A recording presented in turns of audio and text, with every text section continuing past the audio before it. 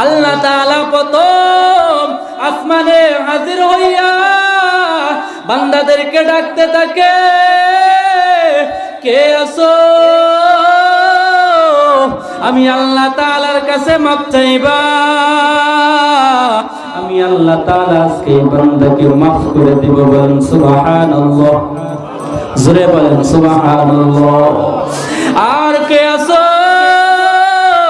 রিজিকের অভাব আমি আল্লাহ তাআলার কাছে চাও, আমি আল্লাহ তাআলা আজকে তোমাকে রিজিক দিয়া দিব। বলেন সুবহানাল্লাহ।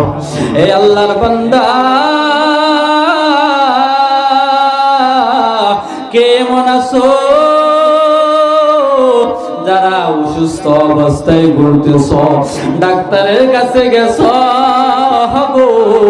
কোনোভাবে তোমার রোগ সুস্থ হয় না, আল্লাহ তাআলা বলে বান্দা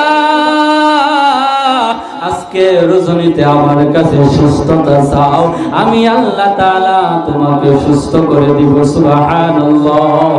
এইভাবে আল্লাহ তাআলা ফজর পর্যন্ত ডাকতে থাকে রে যুবক। আল্লাহ তাআলা ফজর পর্যন্ত বান্দাদেরকে ডাকতে থাকে, কে আছো? আমি আল্লাহ তাআলার কাছে চাও। গুনাহ করছো, আমি আল্লাহ তাআলার কাছে আজকে চাও, আমি আল্লাহ তাআলা আজকে তোমাকে দিয়ে দিব।